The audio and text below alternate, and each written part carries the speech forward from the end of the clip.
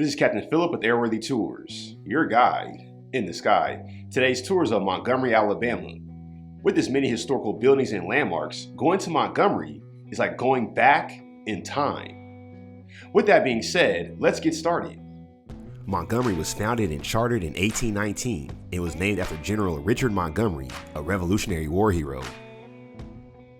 The town quickly grew as Montgomery rapidly became a hub for the cotton industry and thus the slave trade. By 1860, Montgomery had a larger slave population than New Orleans. Many of the slave trading offices were located right here on Commerce Street. In 1833, the Alabama legislature banned free people of color from living in the state. Thus, enslavement was the only legal status for African Americans in Montgomery. Montgomery would become the capital of Alabama in 1846 and ahead as the state capital of Alabama. This exact building played a very important role in the events leading up to the American Civil War. Beginning in February of 1861, representatives from 7 southern states met in Montgomery to form the Confederate States of America. Montgomery was made the capital of the Confederacy, and Jefferson Davis was inaugurated as president right here on these steps. However, the Confederate capital would be moved to Richmond later that year. 4 years later, Montgomery would be captured by Major General James H. Wilson. Following the Civil War and Reconstruction, Alabama, like every southern state, would practice Jim Crow laws, which were state and local laws that enforced racial segregation. And during the 1950s and 1960s, Montgomery would be ground zero for the civil rights movement.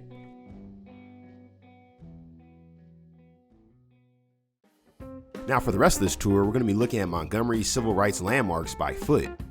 But before we do that, if you haven't already, make sure you're subscribed to the channel to be a part of future aerial tours. Our first stop is the Dexter Avenue Baptist Church. The church was built in 1883 on a lot near the Alabama state capitol and on the site of a former slave trading pen. The church's refusal to move despite consistent threats from the white community marked a tacit yet potent defiance of segregation.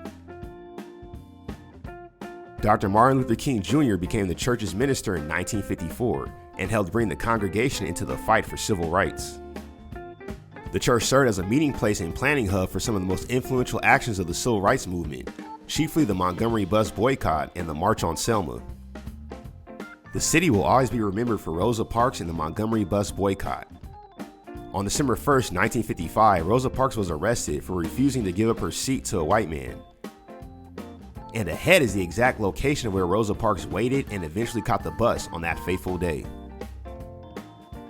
The ensuing bus boycott lasted from December 5th, 1955 to December 20th, 1956, when the Supreme Court declared that the Alabama and Montgomery laws that segregated buses were unconstitutional.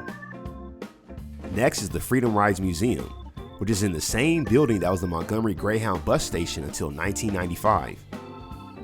The Freedom Riders were a diverse group of volunteers who challenged the practice of segregated travel through the South. On May 20th, 1961, while making a drive from New Orleans to Washington, D.C., the Freedom Riders arrived in Montgomery, where their police escort disappeared, and an angry white mob of more than 200 attacked and injured the riders at the Greyhound terminal. One of the passengers and leaders who was involved in the assault was future congressman and civil rights icon John Lewis. The violent attack shocked the Kennedy administration, with Attorney General Robert F. Kennedy sending in 450 U.S. Marshals. The building was saved from demolition, and in 2011, the Freedom Rides Museum was opened inside the building.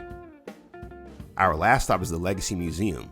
Opened on April 26, 2018, the Legacy Museum focuses on the history of slavery and racism in the United States, as well as modern mass incarceration and racial inequality in the justice system. A big part of the Legacy Museum is the National Memorial for Peace and Justice. This site is the nation's first memorial to commemorate the black victims of lynching in the United States. The site includes over 800 6-foot hanging monuments to symbolize thousands of racial terror lynching victims in the United States and the counties and states where they took place. The names and dates of documented victims are engraved on the panels.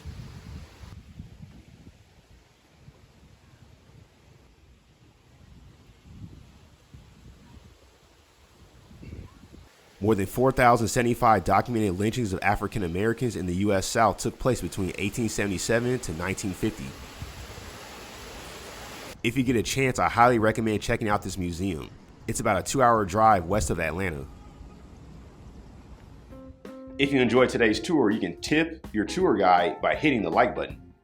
Also, while you're here, you might as well check out some of our other tours of the Deep South, which you can do over here. Thank you for flying with Airworthy Tours, and we look forward to seeing you on our next flight.